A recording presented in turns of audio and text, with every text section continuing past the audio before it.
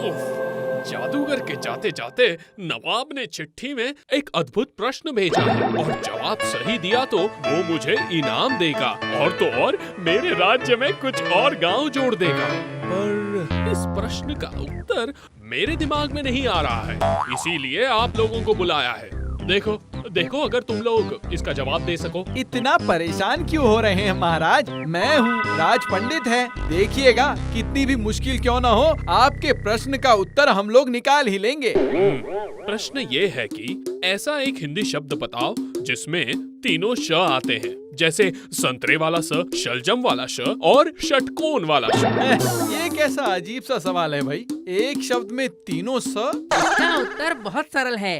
सरल? हाँ, बहुत सरल है, क्योंकि ऐसा कोई शब्द है ही नहीं शब्दकोश में। तो फिर नवाब ने मुझे ऐसा प्रश्न क्यों भेजा है?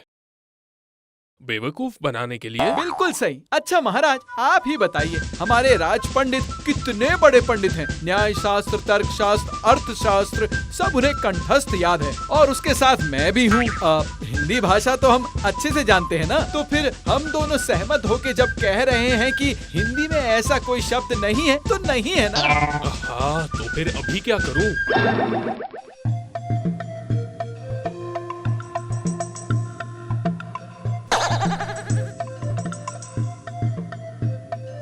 तो फिर पत्र लेखक को बुलवाया जाए अभी।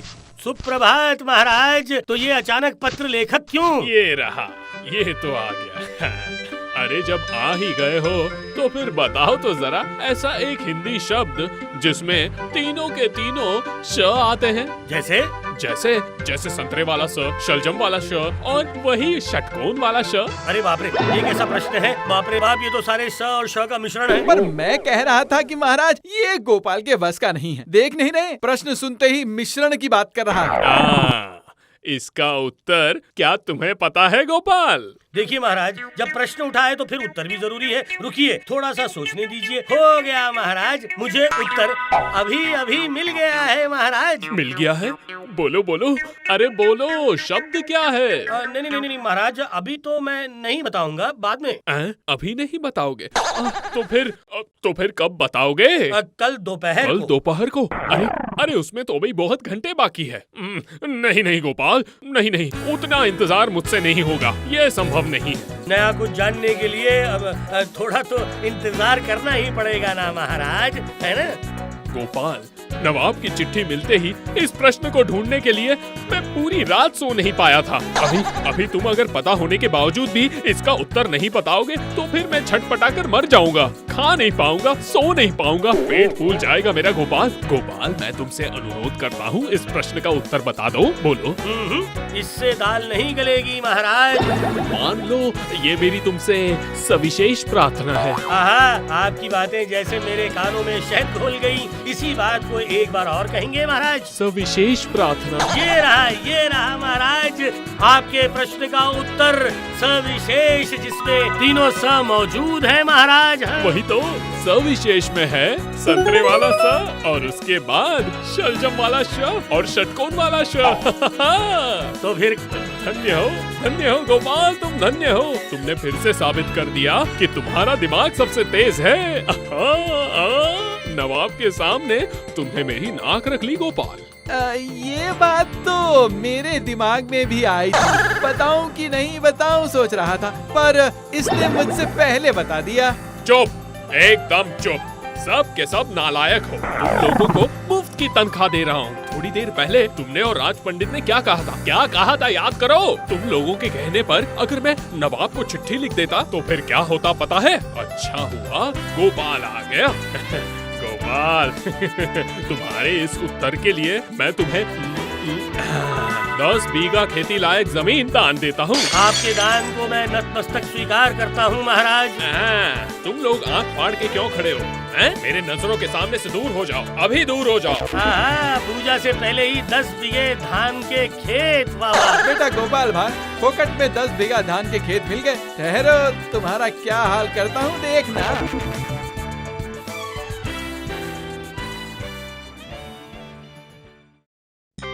अरे इधर पूरे कृष्णनगर के लोग मेरी बुद्धि की तारीफ करते हैं और तुम कह रही हो कि मुझे पास दिमाग ही नहीं है, हैं? नहीं है, अगर होती तो ऐसी अच्छी खबर देते वक्त अपनी पत्नी के लिए कुछ न कुछ हाथ में लाना चाहिए था। क्यों लेकर आऊँ है? लाल वाली साड़ी या थैला भर के मुरमुरे? क्यों क्यों क्यों? गहने लेकर आते, गहने। ओ, मेरे पास पैसों का झाड़ लगा है, आखिर गहने क्यों लेकर आता है? पूजा में और कुछ भी नहीं मांगूंगी, पर अभी अगर मुझे 10 तोले का हार बनवा के नहीं दोगे तो फिर कल ही मैं मायके चली जाऊंगी। हाँ। वाह, एक ही जाप करती रहती हूँ, बात बात पे मायके चली जाऊंगी, वो भी अगर पिताजी जिंदा रहते तो। क्या कहा? पिताजी नहीं है तो क्या हुआ, भाई तो है ना मेरा। सुनो सुनो सुनो भगवान, सुनो सुनो सुनो, एक कहावत है, सुनो। बाप राजा तो बेटी राजकुमारी, भाई राजा तो पत्नी क्या। तो एक दिन से ज्यादा 2 दिन रह लोगी, भाई और भाई की बीवी गर्दन पकड़ के भेज देंगे फिर से इसी गोपाल के घर में। ठीक है नहीं जाऊंगी, पर 2 दिन के अंदर अगर हार नहीं मिलेगा तो यहाँ बैठे बैठे ही भूखे मरना। इस घर का चूल्हा नहीं जलेगा। हाँ। इसका मतलब? खाना पकाना बंद। तो फिर खाऊंगा क्या? क्यों क्यों क्यों? आपका राजमहल है ना, वहीं से खा के आना। भैत तेरी की, ये तो सचमुच नाराज होकर चली गई। अरे क्या मुसीबत है। अरे बाबा, घर में खाना नहीं बनेगा तो मैं खाऊंगा क्या? बिना खाए मेरा पेट तो बिल्कुल अंदर चला जाएगा। धत तेरी की, मैं राजा साहब को संभाल लेता हूँ लेकिन अपनी पत्नी को संभाल नहीं पाता। बाप रे।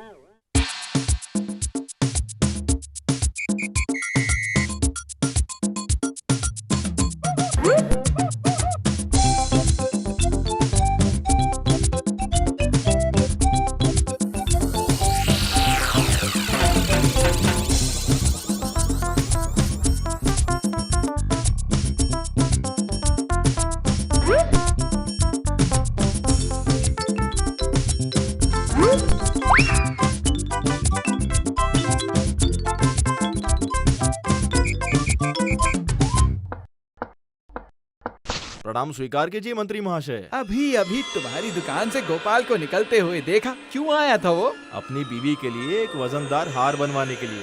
हार? ठीक है, चलता हूँ। ये क्या, तूफान की तरह आए और बिजली की तरह वापस चले गए। सोचा था कुछ ना कुछ तो बनवाने के लिए देंगे ही, लेकिन कुछ भी नहीं।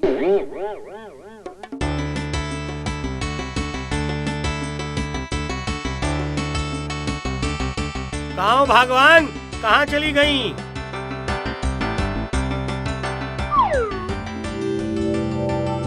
अरे वाह, कितना सुंदर हार है। पसंद आया तुम्हें? हाँ भगवान, बहुत पसंद आया, बहुत ही। तो फिर खाना पीना होगा ना? होगा जी होगा। इतना प्यारा हार मिला है और खाना नहीं बनेगा क्या है? आज बहुत बढ़िया मछली करी बनाऊंगी। मछली करी? वाह वाह वाह, कितने दिनों से मैंने ये नहीं खाया था भगवान।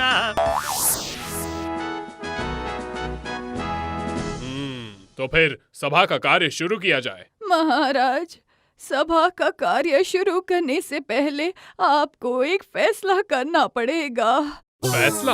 अब कैसा फैसला करना पड़ेगा? महाराज, आज मुझे आपसे एक बहुत ही बड़ी शिकायत करनी है। शिकायत? किसके खिलाफ? महाराज, मैं आप ही के राज्य की एक दुखी प्रजा हूँ। आप देख ही रहे हैं कि मेरी क्या हालत है। दीन दुखियारी हूँ मैं। पति भी बहुत दिन पहले ही चल बसे थे। मेरे कोई बच्चे भी नहीं है। रहने के लिए थोड़ी बहुत जमीन है और मिट्टी की एक कुटिया है। महाराज, मेरे रिश्तेदार बहुत दिनों से ही मुझे मेरे ही जमीन जायदाद से बेदखल करने के लिए तरह तरह की कोशिशें और अत्याचार कर रहे हैं। ओह, ये बात है। ठीक है, बोलो, अपने रिश्तेदार का नाम बताओ। मैं अभी पहरेदार को भेजकर उन लोगों को यहाँ लाने की व्यवस्था करता हूँ। पर मेरी बात अभी तक खत्म नहीं हुई है महाराज। मैं आपके पास शिकायत लेके आ ही रही थी, पर आपके ही किसी आदमी ने मुझे कहा कि उसमें बहुत क्षमता है। इस पूजा से पहले अगर मैं उसे 100 रुपए दूंगी तो फिर वो मेरे सारे समस्याओं का समाधान कर देगा। 100 रुपए लेकर वो सारे समस्याओं का समाधान कर देगा? ये तो गैर कानूनी है। अरे घूस घूस। पर महाराज, घूस लेकर भी उसने मेरे समस्याओं का समाधान नहीं किया। उल्टा वो अभी मुझे नजरअंदाज करके चला जाता है, जैसे कि मुझे पहचानता ही न हो। इसीलिए मजबूर होकर मैं आपके पास आई हूँ शिकायत करने। महाराज, आप इसका फैसला कीजिए। अच्छा, हमारे आदमी ने कहा है? कौन है वो नीच, बताओ। गोपाल भार। गोपाल? क्या कह रही हो? गोपाल ने तुमसे घूस लिया है? नहीं नहीं, असंभव असंभव। अच्छा ठीक है, अभी तुम जाओ, कल सुबह इसका फैसला होगा। हाँ।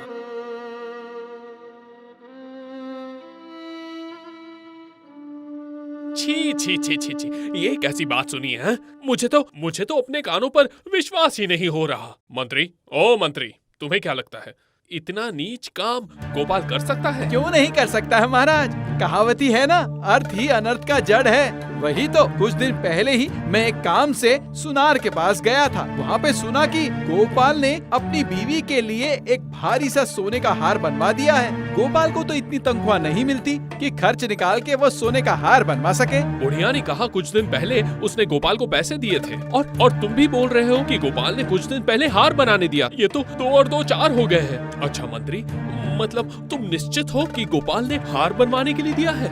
मेरी बातों पर विश्वास न हो तो आप सुनार को बुला सकते हैं। नहीं, पहले गोपाल को अभी के अभी राज्यसभा में बुलवाओ ना मंत्री। प्रहरी, गोपाल को पकड़ के लाओ। आखिर ये आप क्या कह रहे हैं महाराज? मैं घूस खाता हूँ? मैंने जिंदगी में कभी भी एक लोटा पानी मांग के नहीं पिया है, और घूस नहीं। अच्छा, मैंने सुना है कि तुमने अपनी पत्नी के लिए हार बनवाया है? जी बनवाया है महाराज। तो वो पैसे तुम्हें मिले कहाँ से मिले? वो तो मैंने उधार लिया था महाराज। मासिक किस्त से पैसे भरूंगा। सुनो, कल सुबह तुम्हारा फैसला होगा। हाँ, अगर खुद को निर्दोष साबित कर पाओ तो ही तुम इस बार बचोगे, नहीं तो क्या महाराज? बोलिए। कठोर सजा मिलेगी। 100 रुपए घूस लेने के अपराध में मैं तुम्हें सजा दूंगा। 100 बार कान मरोड़ना, 100 रुपए जुर्माना और 100 दिन का कारावास। ओह भगवान, महाराज मैंने अपराध किया ही नहीं तो उसकी सजा कैसी?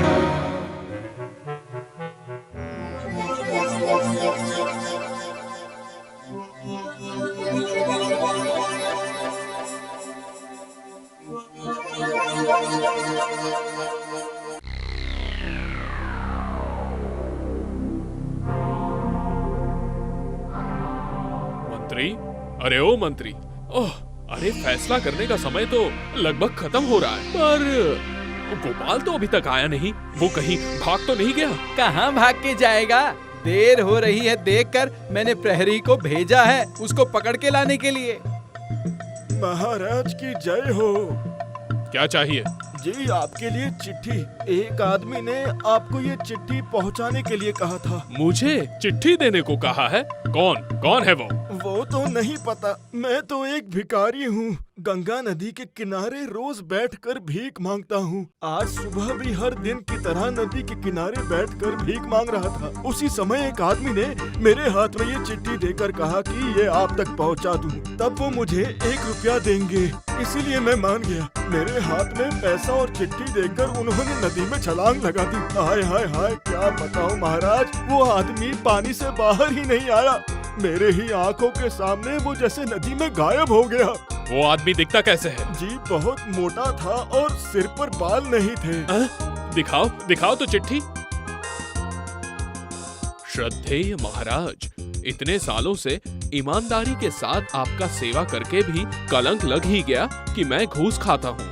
हाय मेरी किस्मत, पूरी रात अपमान के दुख से मैं सो ही नहीं पाया। इसलिए सूर्योदय से पहले नदी में छलांग लगा के अपनी जिंदगी खत्म कर रहा हूँ। आप सभी को ये दुर्गा पूजा का पर्व मुबारक हो। और विदाई के समय मैं फिर से कहता हूँ कि मैं कोई घूसखोर नहीं, बिल्कुल नहीं हूँ। अगले जन्म में मिलना होगा तो जरूर मिलेंगे। आपका बदकिस्मत गोपाल। हाय रे किस्मत, खुद को ईमानदार साबित करने के लिए आखिर में गोपाल ने आत्महत्या का रास्ता अपना लिया। खुद की इज्जत बचाने के लिए गोपाल के पास और कोई रास्ता नहीं था महाराज। इसी को कहते हैं धर्म का पहिया हवा से हिलता है। आप चुप कीजिए, एकदम चुप। हाय हाय, सिर्फ मेरे पाप के कारण एक आदमी की जिंदगी चली गई। महाराज, आप मुझे कोई सजा दीजिए महाराज, मैं पापी हूँ, महापापी। इसका मतलब? महाराज, वो आपके मंत्री के कहने पर मैंने गोपाल के नाम पे झूठी शिकायत की थी। कुछ पैसों के लालच में मंत्री ने मुझे कहा था राजा के पास गोपाल के नाम की शिकायत करके अगर उसे सजा दिला दूं तो मंत्री मुझे 100 रुपए देंगे। महाराज, गोपाल निर्दोष है। महाराज, गोपाल निर्दोष है। ए, कौन है यहाँ पर? अभी के अभी मंत्री और इस बुढ़िया को कारागार में डाल दो। सिर्फ इन लोगों की वजह से हमेशा के लिए मैंने गोपाल को खो दिया। इस संसार में सिर्फ जाना और आना है, कोई कुछ भी खोता नहीं है महाराज। गोपाल, गोपाल, तो फिर तुम मरे नहीं हो? मैं क्यों मरूं? ये रहा हाथ पैर सही सलामत लेकर आपके सामने खड़ा हूँ। तो फिर ऐसा छल क्यों किया? हाँ? खुद को निर्दोष साबित करने के लिए। इसके अलावा और क्या कर सकता था मैं, बताइए? जिन लोगों ने झूठ कहा है सच भी तो उन्हीं के मुंह से गुलवाना है ना महाराज। निर्दोष, निर्दोष, तुम संपूर्ण निर्दोष हो। तो फिर मुझे ऐसे गड्ढे में फंसाने के पीछे जो असली गुनाहगार हैं, मतलब मंत्री महाशय, उनकी सजा क्या होगी? नहीं, तुम ही बोलो, तुम ही बोलो। जी, 100 बार कान मरोड़ना। ठीक है, वही होगा। हाँ। प्रहरी, कान मरोड़ना शुरू करो। 1 2 3 4 5, जोर से। महाराज, इसी को कहते हैं अति चालाक के गले में फंदा और अति शैतान के कान में चक्री। For more updates, subscribe to our channel, click the show links and enjoy watching the videos.